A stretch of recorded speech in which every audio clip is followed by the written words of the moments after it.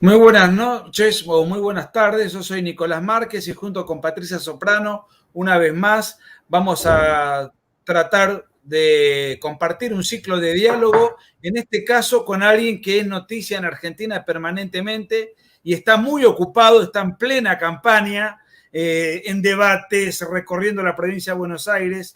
Junto con Javier Milei son los dos grandes artífices de que hoy la agenda liberal sea protagonista y no se puede hablar de política argentina sin tener en cuenta el espacio liberal y los votos que han sacado y se presume que van a sacar mucho más todavía.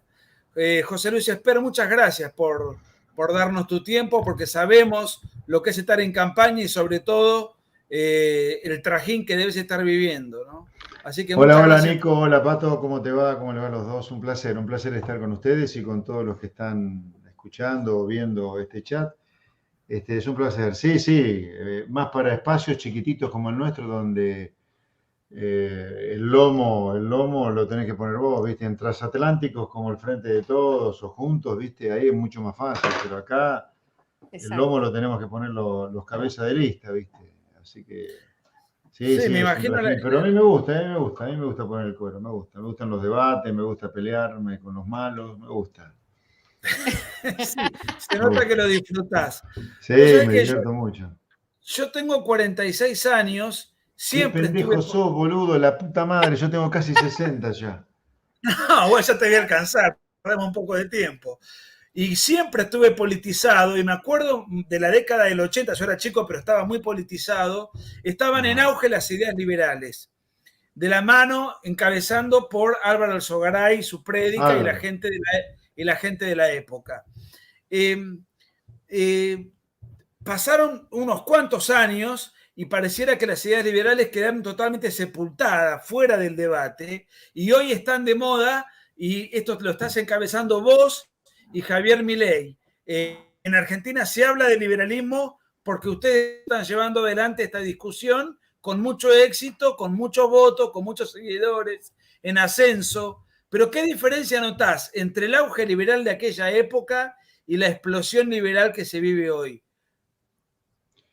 ¿Qué paralelismo Mira, podrías hacer? un comentario previo a eso. La explosión del liberalismo, yo te diría, también se debe a Luis Rosales, porque Luis Rosales fue clave para la campaña presidencial 2019, te diría.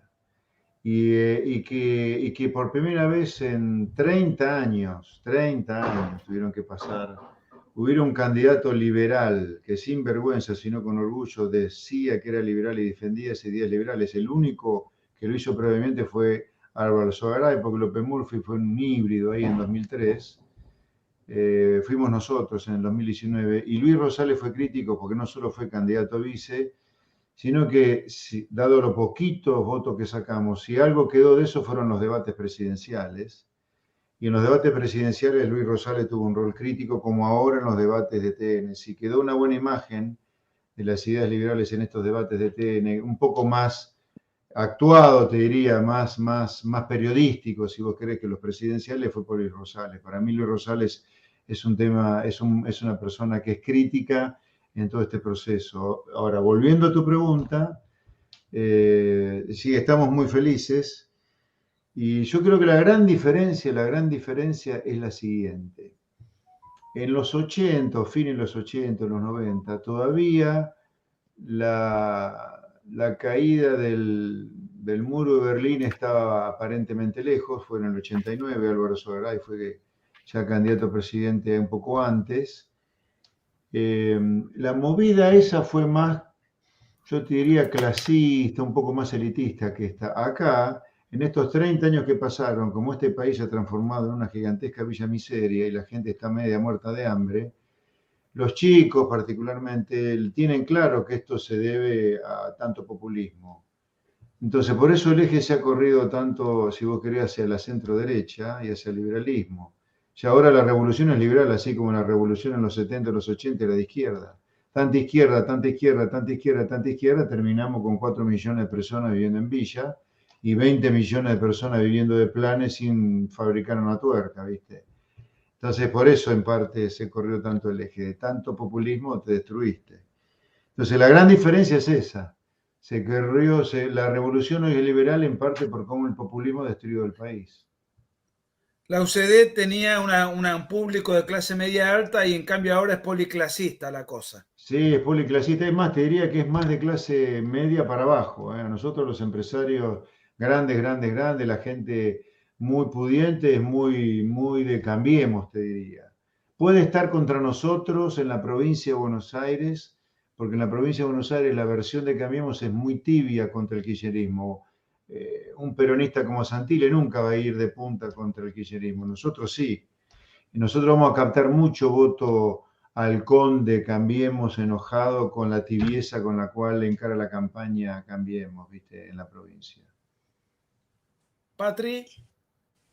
Bueno, sí, hola José Luis, te Pato. quería hacer una pregunta, porque en materia económica, ¿cómo andás?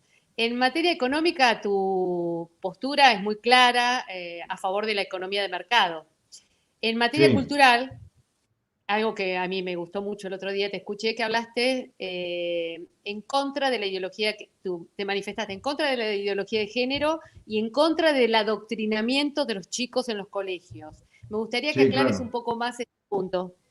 Sí, a ver, yo creo que yo como liberal, que cada uno elija el sexo, o sea, yo no tengo nada en contra, sino que cada uno elija el sexo que quiere, el color de uña, de pelo, yo no tengo ninguna historia con las religiones, nada, cero. Pero no me gusta que eso me lo impongan, justamente como buen liberal no me gusta que me vengan a decir, usted es bueno que se crea una planta.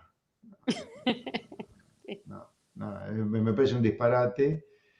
Además, ¿sabes qué me embola a mí? Me molesta que nos saquen, me molesta particularmente del kirchnerismo, esa cosa de posverdad, donde se puede reinventar la historia, haciéndote creer que ganamos la vuelta obligado.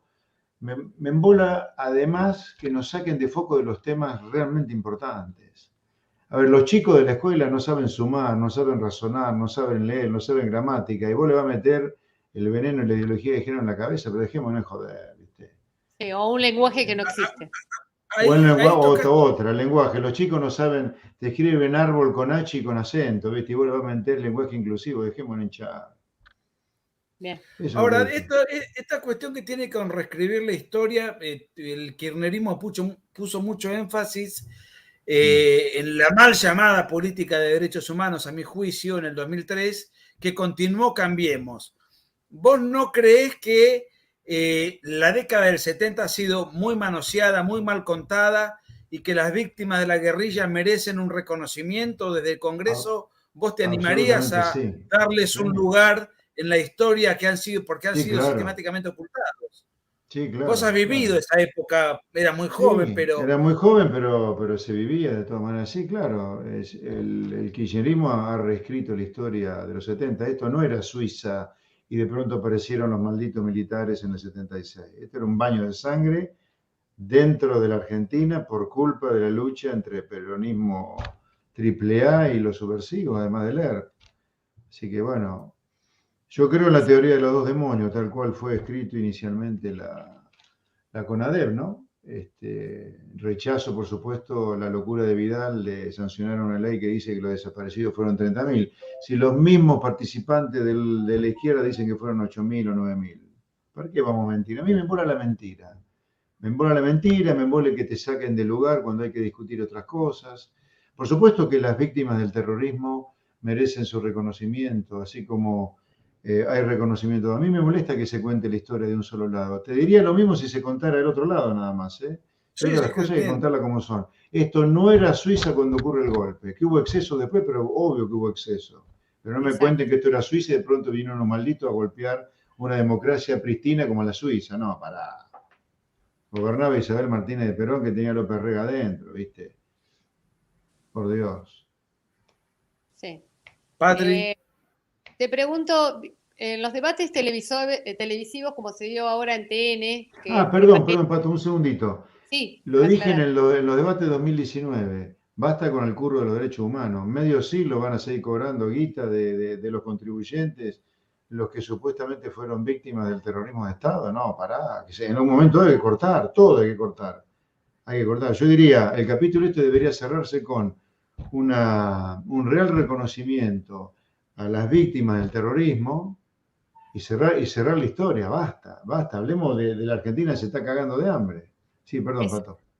Sí, está bien. ¿Crees que los juicios que se hicieron están ideologizados, que no hay garantías? ¿Crees que no son transparentes los juicios a los militares? No te entiendo la pregunta. ¿Cómo?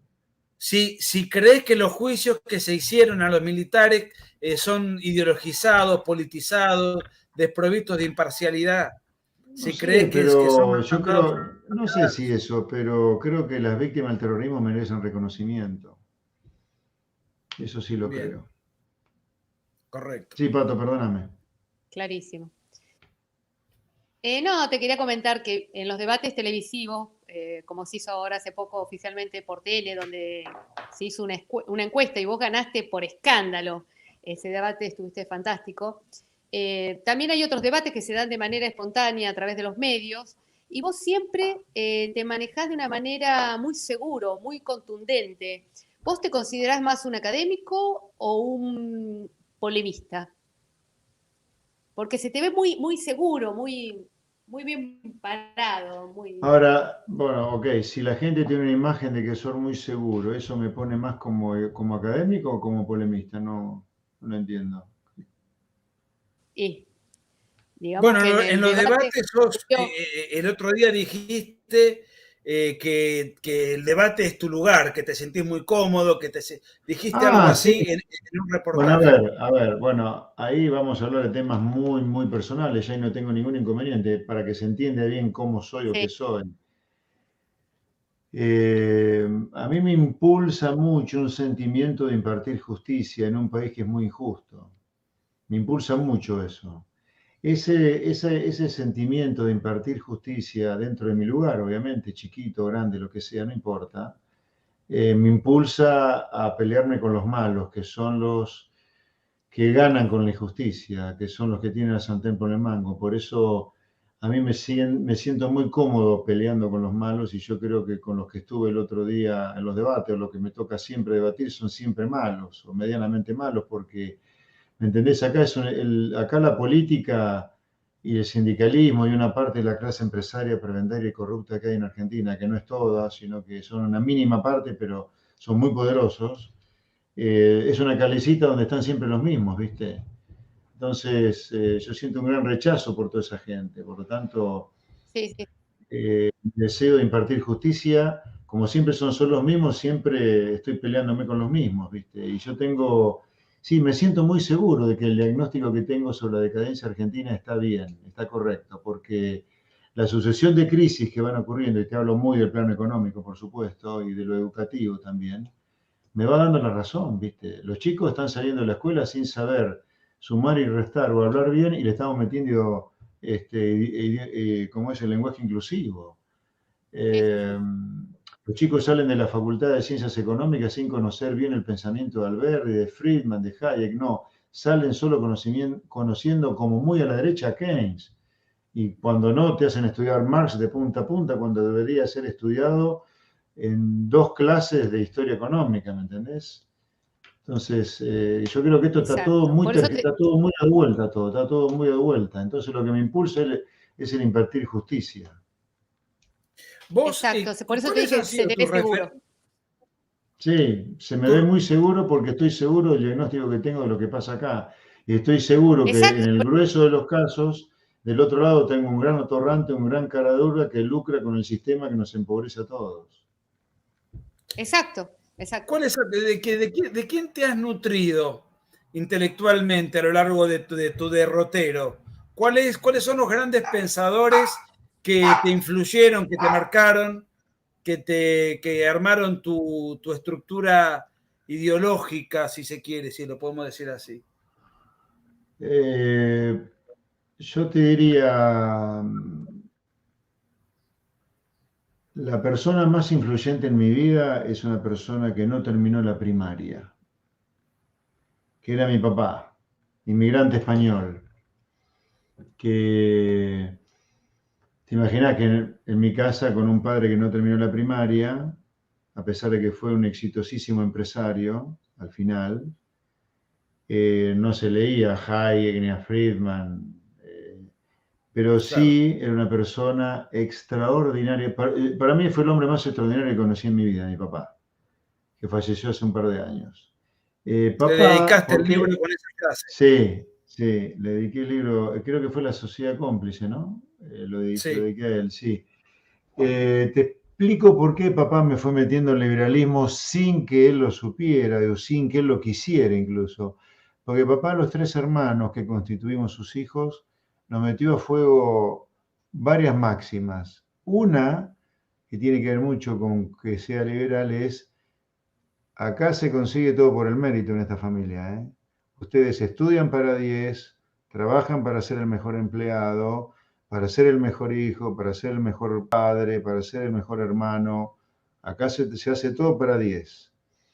Y el mérito para conseguir las cosas te conecta inmediatamente con el liberalismo, porque en una sociedad donde la regla es la meritocracia, ahí el liberalismo tiene algo para decir, pero si tenemos un presidente como Alberto Fernández que te dice que la meritocracia es algo elitista, que él no cree en el mérito para conseguir las cosas, estamos fritos. Y en una sociedad liberal, ahí el mérito sí es un medio para conseguir las cosas. Pero si la sociedad es una sociedad que desconoce el mérito para conseguir las cosas como esta, que todo se consigue por acomodo, por coimear, y ahí el mérito, ¿para qué te sirve? Por eso, por eso en algún lugar soy casi a prueba de bala, ¿viste? Porque yo he conseguido todo por derecha, yendo por el mérito, en una sociedad donde o el grueso se consigue por acomodo, por el atarlo con alambre, por colmear, por un llamado telefónico, una recomendación. Yo soy la antítesis de eso, por eso me transformé también. Lo que no te mata te fortalece, una persona que te puede debatir con Del Caño sin enojarse o cagándome de risa, como me la ría. ¿Qué decís? Y la sociedad que vos defendés, ¿dónde existen las sociedades propias que vos defendés? No existe. Sin enojarme, qué sé yo. Entonces yo me hice liberal por mi padre, por el mérito. Después leí a los grandes pensadores, obviamente a todos, a Ayn Rand, a Hayek, a von Mises. Yo estudié en el SEMA, que el SEMA yo diría es la Universidad de Chicago en Argentina, y la Universidad de Chicago es haberle puesto matemática y un contexto muy formal a la escuela austríaca, te diría. Entonces, ya después como me formé en lugares muy liberales, ya el liberalismo entró de una manera más formal en mi vida. Pero si vos me decís en mis orígenes, fue mi papá. Y no por ser liberal, sino por meterme el mérito en la cabeza como valor. Y después la otra cosa que nos metió mucho papá en la cabeza es ser recordado por ser buena gente. Nadie te va a recordar si sos mala gente por más millones que tengas o más títulos que tengas. Yo diría esas dos máximas son máximas que a los 3 hermanos nos han quedado muy, muy, muy grabadas a fuego. Así que mi conexión con el liberalismo viene por una persona que no tenía la menor idea del liberalismo, que era mi papá. Sí tenía mucha idea de lo que es el mérito. Y ahí el gran valor de que haber descubierto que el mérito vale en una sociedad liberal, si no, no vale el mérito. ¿De qué vale el mérito en esta sociedad como la nuestra, corrupta? Yo no me puedo considerar una persona normal, sino que he sido una excepción a la regla. Gracias a Dios que me fue bien utilizando el mérito para avanzar en una sociedad corrupta y de tranzas como esta. En general hablo, ¿no?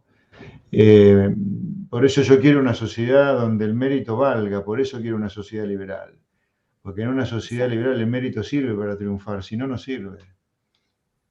Acá Aníbal Gatica nos hace un aporte, muchas gracias. La cantidad de mensajes que hay es infernal de preguntas de la gente, pero vamos a leer este super chat. Felicitaciones, José Luis, por el debate en TN, muy sólido, me gustó el enfrentamiento con Del Caño. Por cierto, de Mendicurren, la sustitución de importaciones es lo peor que hay. Bueno, Patricia, ¿tenés algo vos? Sí, yo tengo un montón de cosas para preguntar. No, más que nada me estaba acordando que te conocí en el 2014 en una exposición tuya en el SEMA, hablando de... En el SEMA.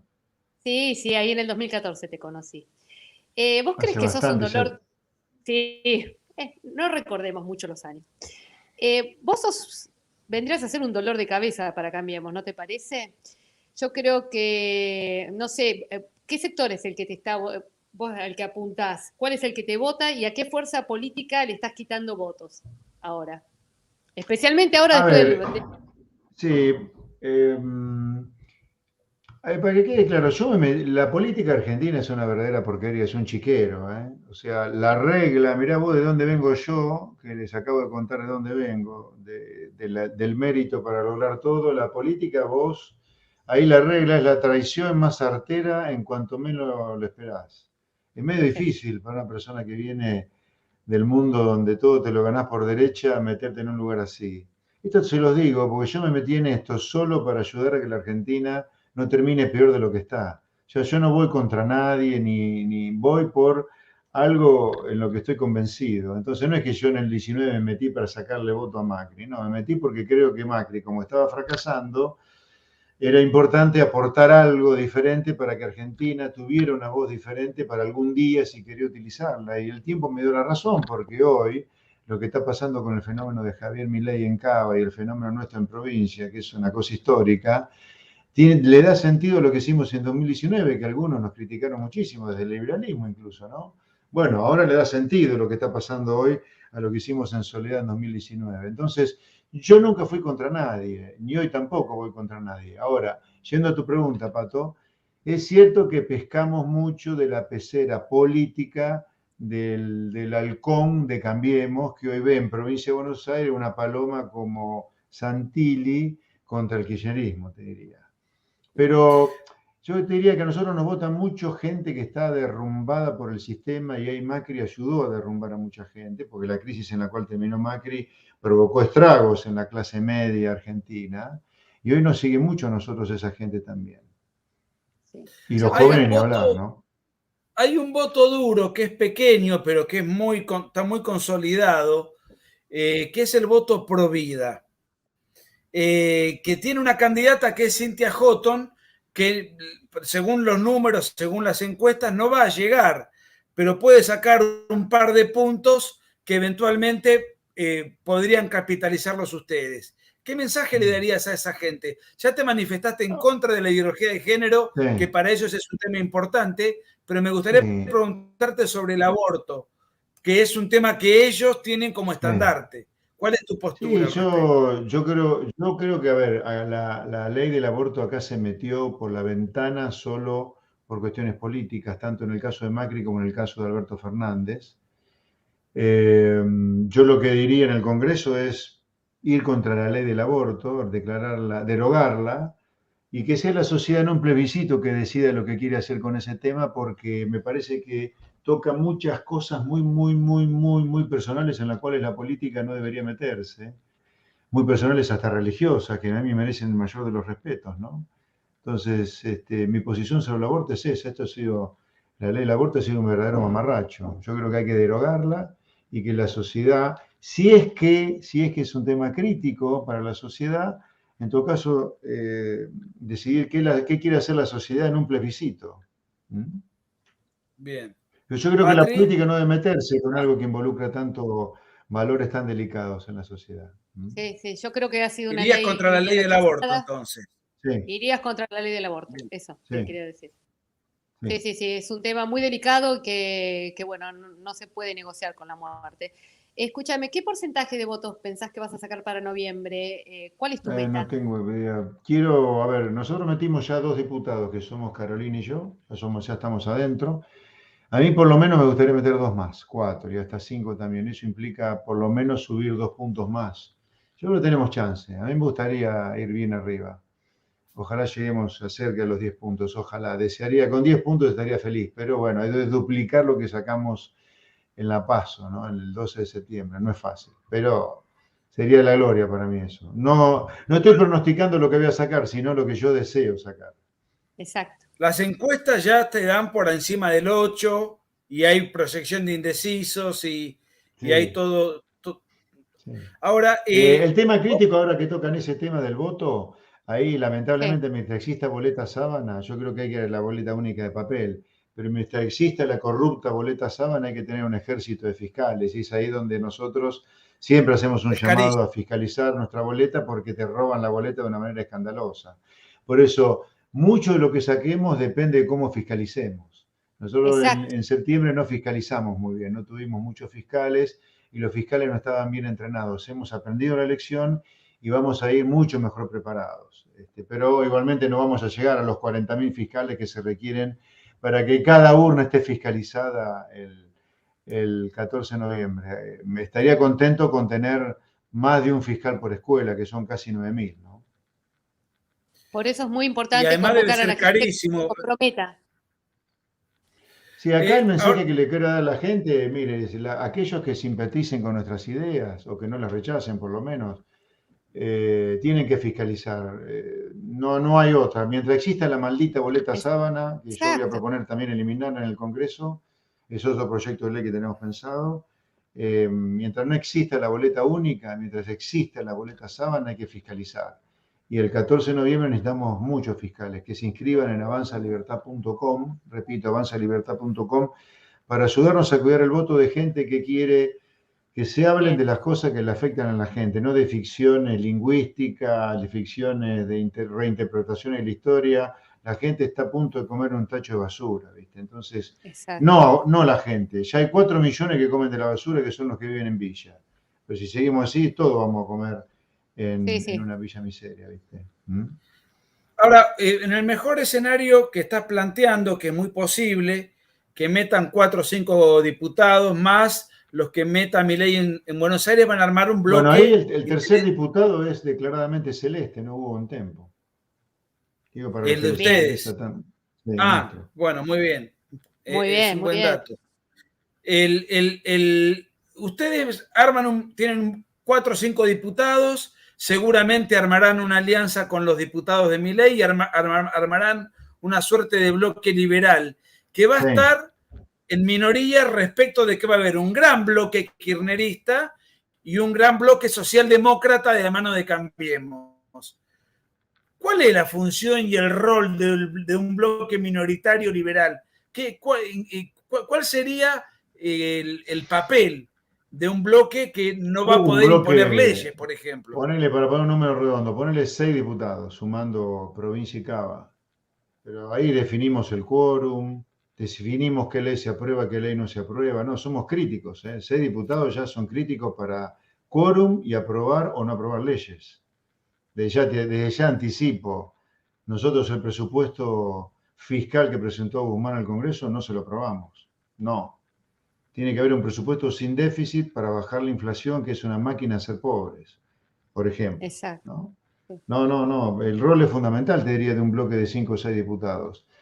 Pero más allá de eso, nosotros vamos a presentar lo que, como dije en los debates, lo que vamos a dejar planteado en la Cámara de Diputados es la hoja de ruta que Argentina tiene que llegar en proyectos de ley para que deje de ser un país decadente. La reforma laboral, la reforma fiscal, la reforma del comercio exterior, la reforma, como hablábamos recién, de la boleta única de papel, en fin, toda la reforma para que Argentina vuelva a ser un país para los argentinos. No nos damos cuenta a lo mejor, pero la Argentina ha sido como invadida por un conjunto de mafias, ¿viste? Donde está la mafia política, los empresarios prebendarios, los sindicalistas corruptos, jueces, ¿viste? No puede ser, este país está cooptado por mafias.